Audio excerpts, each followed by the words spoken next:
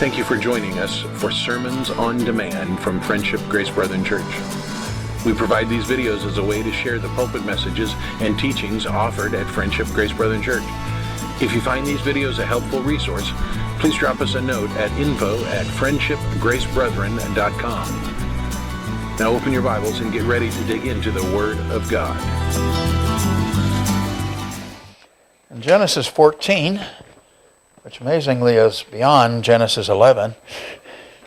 Pastor loves to kind of go up to 11. And Melchizedek, king of Salem, bought out bread and wine. He was priest of God Most High, and he blessed him and said, "Blessed be Abraham by God Most High, possessor of heaven and earth. And blessed be God Most High, who has delivered your enemies into your hands." And Abram gave him a tenth of everything. That's it. You may be.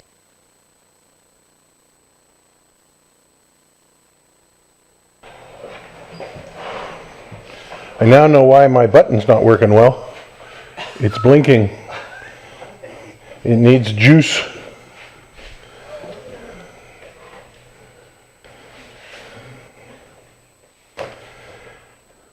Kate's in the back trying to get YouTube going again. There is a little bit of an echo, I know. Hopefully that'll all be solved when the power supply comes in. I was very frustrated last evening when I moved this all and turned it on, and no, it did not work.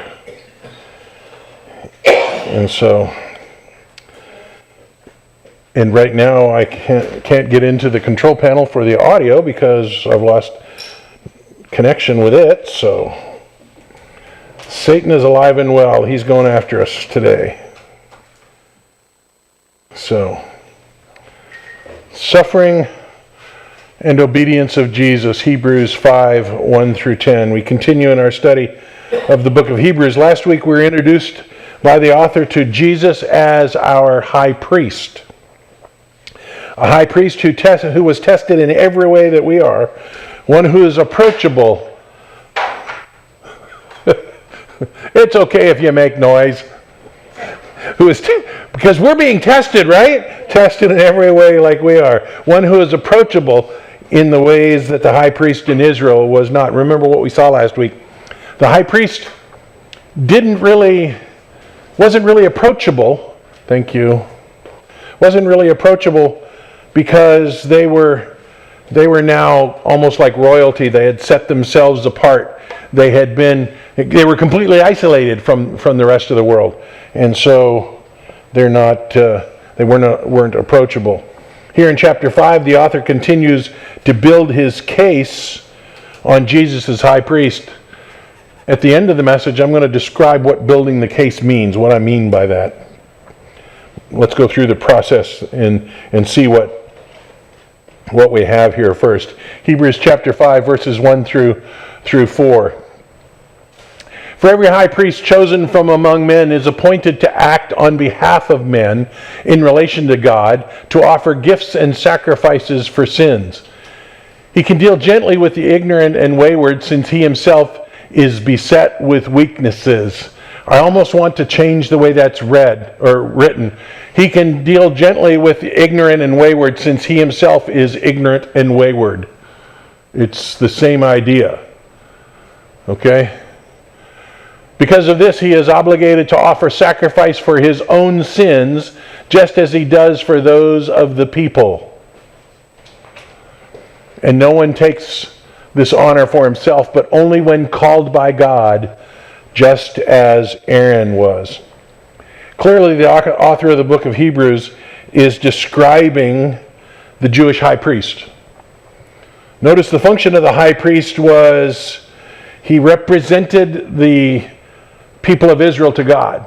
He was that middle portion of the hourglass. You know how it's a funnel this way and it's a funnel this way? The high priest stood in the middle. Everything from the people to God went through him, and everything from God to the people went through him. Beginning with Aaron, God chose the high priest from the descendants of Aaron. What does God choosing the high priest tell you? What's it indicate to you? He puts in charge those he will. Okay, he puts in charge those he will.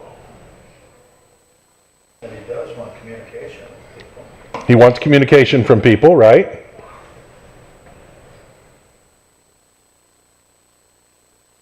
The fact that the author twice in 4 verses tells us that God chose the high priest tells me there is some significance to the fact that God chose him.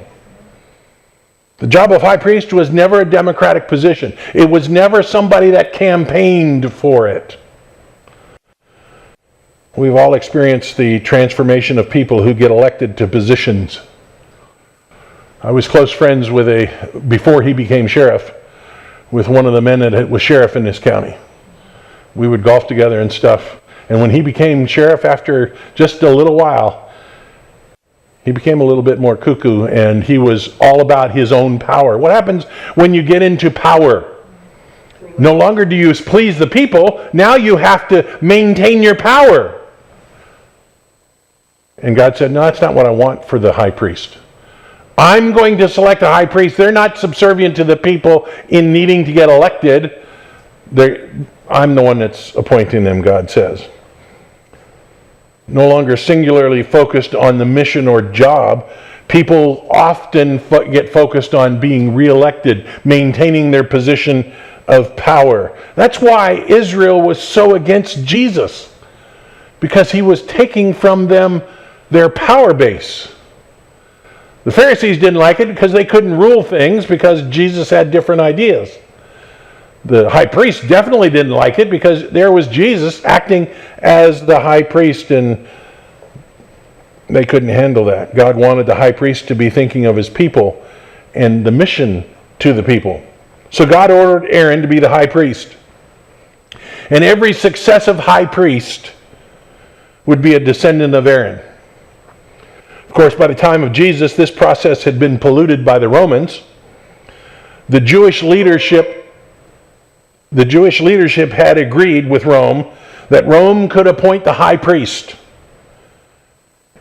and Israel would have religious autonomy.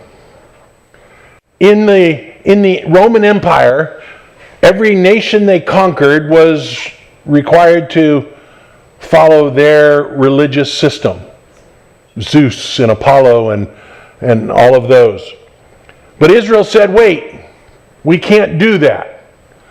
And Rome said, okay, you can have your autonomy, your religious autonomy, but we get to appoint the high priest.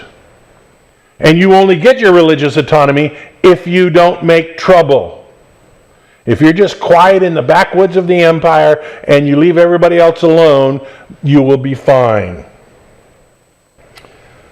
This gave Israel some limited autonomy, but the high priest became a slave to Rome. The high priest ended up having to do what Rome wanted and not what God wanted. The high priest had the function of representing the Jewish people to God. He was a mediator who represented God to the people and the people to God. The high priest was responsible for the sacrificial system in the temple. But he began to pollute that because of his own power struggles. As we read in the verses, the high priest had to begin with his own sacrifice to cover his own sins. Go back to verse 2. He can deal gently with the ignorant and wayward, since he himself is beset with weakness. Since the high priest was also a sinner, he understood the sinner and could have compassion on them. The high priest was not to be very hard against the sinner because he himself was a sinner. Because of this, he is obligated to offer sacrifice for his own sins, just as he does for those of the people. The high priest had to become ceremonially clean before he could officiate at providing atonement for the people through the sacrifices. So before the sacrificial system could begin, the high priest had to make atonement for his sins, his own sins first. Now go on to verse 5. So also Christ did not exalt himself to be a high priest, but was appointed by him who said to him, you are my son, today I have begotten you. And he says also in another place, you are a priest forever after the order of Melchizedek. The author of the book of Hebrews pointed out in verses 1 through 4 that God appointed the high priest in the same way God appointed Jesus as high priest. The author quotes from Psalm 2. We saw another quote from this psalm way back in Hebrews 1 as the author articulated Jesus' coronation as the Jewish king. But here, the author uses this verse to indicate that God appointed Jesus as high priest. The phrase in another place is kind of an interesting phrase. I liken it to when Linda's not around, and I know there's a Bible verse like this, but I can't remember where, and I can't ask her because she knows all that stuff. She's like the walking concordance. And so here the author says, in another place. Generally, I think that refers to Scripture. It also indicates that God is the one who called Jesus to these positions. Now let's begin to narrow our focus onto verse 6. First of all, here's a question. Who's Melchizedek? What do we know about Melchizedek? Well, we read all about him. He was the king of Salem. He met Abraham. He blessed Abraham in God's name. Yep. And accepted tithes from He Abraham. accepted tithes from Abraham. Was the king of Salem. The same thing as... No begin. We don't know where he came from. No beginning and no end. That's right. A lot of people, myself included, believe Melchizedek was actually a Christophany. That he was Jesus, pre-incarnate Jesus. The word Melchizedek means king of righteousness or king of Salem. He was the king in what would become Jerusalem at the time of Abraham.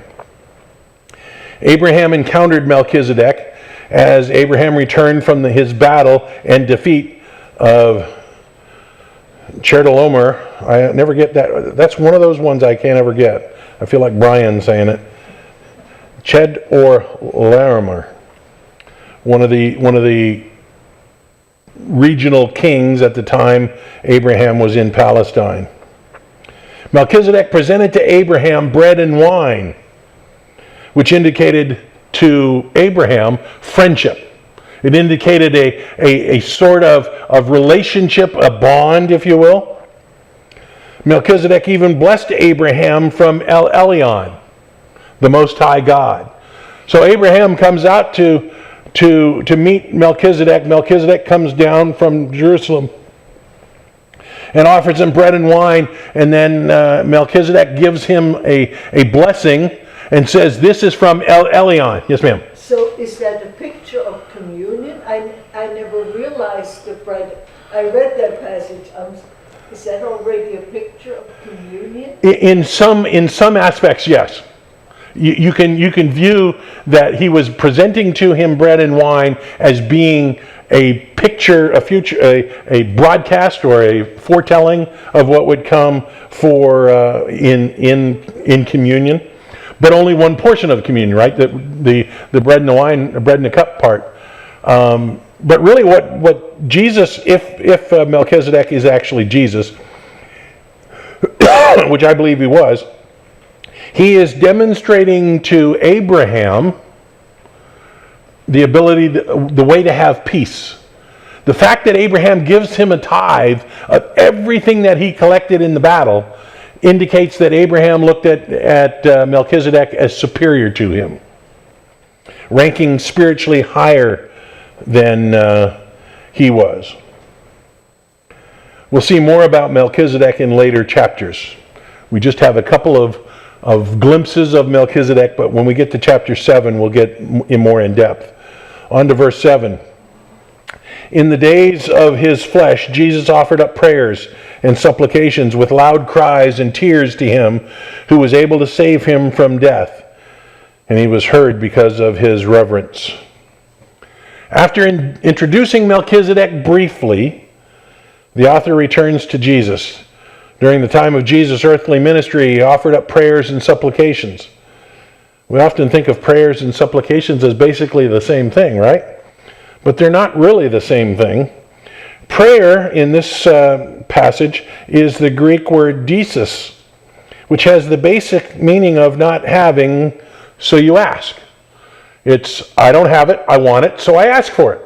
That's basically what that word means. Supplication, haikateria, has the idea of seeking protection. In all the times that I've read through this passage and studied the book of Hebrews, I've missed the depth of what's being said here. Notice what the author says.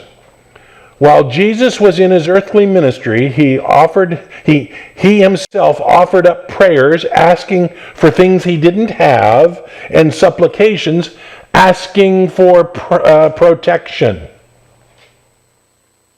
When did Jesus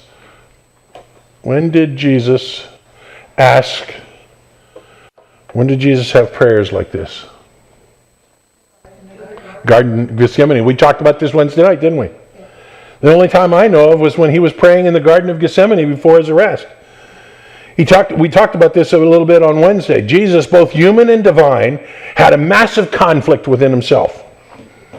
We don't have the capacity to understand the Trinity. We don't have the capacity to understand the eternal relationship. We don't have the capacity to understand eternity, but Jesus, in this forever relationship with the Father and the Holy Spirit, all three God, one God, yet three persons. How that works, I don't know. Never before was there a separation or even a conflict in the Trinity. But as Jesus became sin for us, God's wrath was heaped on his shoulders. The weight of what was coming was what drove Jesus to his knees in the Garden of Gethsemane. The thought of that fracture caused extreme emotions, which is what we see in his time in the Garden of Gethsemane. Here in Hebrews 5:7, the author is describing the emotional turmoil that Jesus went through on his way to the cross. I can't imagine what that would be like. I can't imagine what the weight of the wrath, the totality of the wrath of God was on his shoulders. Jesus was pleading with the Father, who was able to save him from death. God the Father heard those prayers and supplication because of Jesus' attitude toward the Father. His reverence. Look what it says. Go back to verse 7. To him who was able to save him from death, and he was heard because of his reverence. He had placed himself in subjection to the Father. He was eternally co-equal with the Father. But he had placed himself in subjection to the Father. He deferred to the Father's plan, even in the midst of the wrath of the Father coming down on him. Nevertheless, not my will, but yours be done, he said. And because of that, Jesus was heard by the Father. Despite the personal sacrifice, the mission was for his Father. He understood what the sacrifice was. He understood what it would require. He knew he needed to complete the mission. Although he was a son, he learned obedience through what he suffered. This verse presents some theological problems that we need to deal with. It's not unusual for a son to learn obedience from his father. That is, in fact, the normal way that it's supposed to work, right? But Jesus, as a member of the triune Godhead, shares in omniscience, in the omniscience of God. He knows everything. There's nothing that he doesn't know. So how can he learn anything? That implies that there's something that he doesn't know. You learn things you don't know. So although he was a son, he learned obedience through what he suffered. Luke dealt with this same issue in Luke 2:52. And Jesus increased in wisdom and in stature and in favor with God and man. I should point out how an omniscient being can learn anything has been a problem for theologians since there were theologians. God is omniscient, and yet here Luke says that Jesus as a boy learned and grew in wisdom.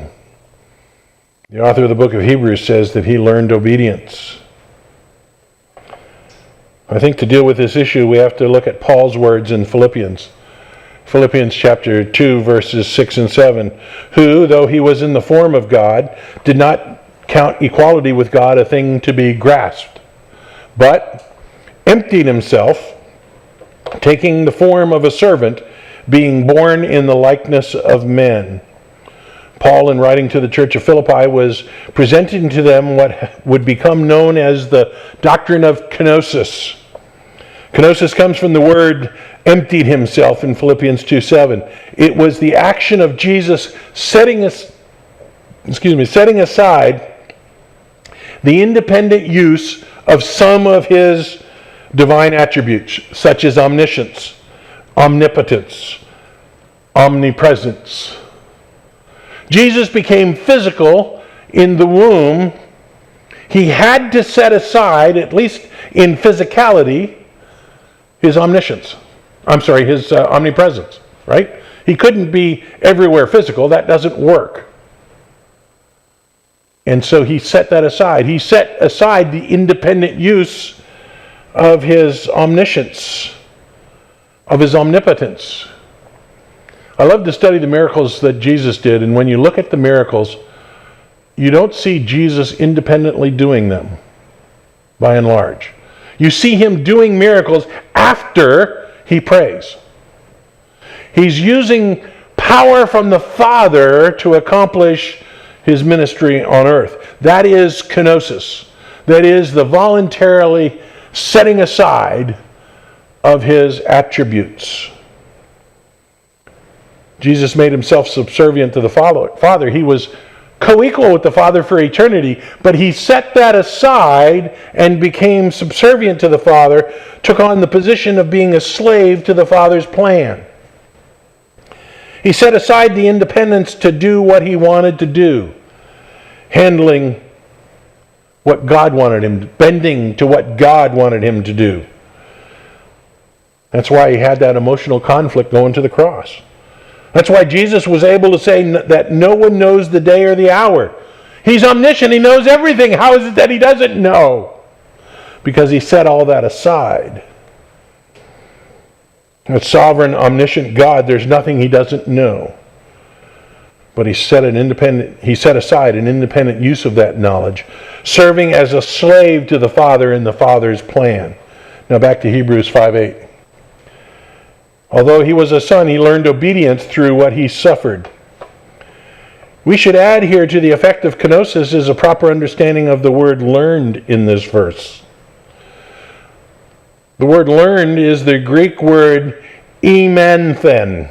Ementhen. There's a play on words in Greek involving he learned and he suffered. They are almost the same words in Greek. And so as you were reading this in Greek, you would hear these two words and see that they're being juxtaposed with each other or played off of each other. There's a sense in the specific use of this form of the word that the author was not indicating that Jesus learned something new to him, but experienced something he already knew through his suffering. Jesus made himself a slave to the Father's plan. He experienced what slavery was like. He experienced what physical, emotional, and spiritual suffering was like. He didn't learn anything new. He experienced something new. Verse 9 says, in being made perfect, he became the source of eternal salvation to all who obey him. Experiencing the physical suffering, the emotional and spiritual turmoil completed Jesus. We read perfect there and immediately think we think to be made perfect means he wasn't perfect before. But the Greek word, the perfect is the Greek word teleothis, which has the same root as tetelestai. It is finished, which Jesus said on the cross. Perfect is the idea of completion, being finished, or bringing to an end. The fact that Jesus made himself subservient to the plan of the Father, that he suffered the emotional and physical and spiritual agony of the cross, gave God the completion of his salvific plan. Just like when Jesus said from the cross, "It is finished," there was no turning back from that point on the cross. Jesus was obedient unto death. He completed the mission given to him by the Father. Being designated by God a high priest after the order of Melchizedek. Just as one who carried out the Father's plan was also designated or chosen by the Father to be a high priest, but not of the Aaronic priesthood, but a high priest after the order of Melchizedek. Jesus wasn't qualified to be an Aaronic priest. Jesus was from the tribe of Judah, not Levi. Jesus was not a descendant of Aaron, but Jesus was qualified to be a high priest after the order of Melchizedek. Melchizedek wasn't even a descendant of Abraham. Remember the context of these statements. The author of the book of Hebrews is presenting to a Jewish Christian church, probably in Jerusalem, the preeminence of Jesus. Jesus was the Messiah, very God himself, who volunteered to become a slave to the Father's plan, to suffer and die, to be the propitiation for sins he did not commit, to complete the Father's plan to bring salvation to those the Father chose. There appears to have been an issue in the church that the book of Hebrews was written to, probably the church in Jerusalem, concerning Jesus as God and as worthy to be called the Messiah. The author is countering that as he builds a great case for Jesus the Messiah, the Son of God. It's important for us to see the elements that the author is presenting as he builds his case. And I told you I was going to talk a little bit about what that means. In law enforcement, when we investigate a crime, we'd build the case documenting the facts and elements of the crime. Every year we'd issue the deputies a book. We called it the Dade County book because they printed it for Miami-Dade Police Department. And we would just buy them from them. But what it did is it took every statute and broke down the elements that you would have to prove in order to make a case. The Florida burglary statute currently reads, entering a dwelling, a structure, or a conveyance with the intent to commit an offense therein, unless the premises are at the time open to the public or the defendant is licensed or invited to enter. It's a little bit different than it was when I was on the road, but that's the statute as of right now here in the state of Florida. Entering a dwelling or a structure or a conveyance. So there are elements that we have to prove. Here's the first one. If I was going to charge somebody with this, I'd have to write in my booking sheet or in the case report that the structure of the dwelling or the conveyance, the car that they entered, I have to prove what it was. So I would have to document, say if they broke into our house, document where the house is, that it is a house, a structure or a conveyance. I would have to articulate that it was entered with the intent of committing another crime. Just breaking in is not enough. There's no B&E in Florida. Just breaking in is not enough. It's a crime to break in, but that's called trespass. But if I want to charge somebody with burglary, I have to prove they intended to commit another crime. Usually it's theft. So almost always when you charge burglary, you charge theft. So that's one of the elements. That it's a conveyance or a structure or a dwelling, and that they entered with the intent to commit another crime. And then I also have to prove that they didn't have permission to be there. So once I could prove all those things, I would build my case. I would document it's a structure, it's a dwelling. I would document that they intended to commit another crime. How do I know that? Because they had all of my money in their pocket.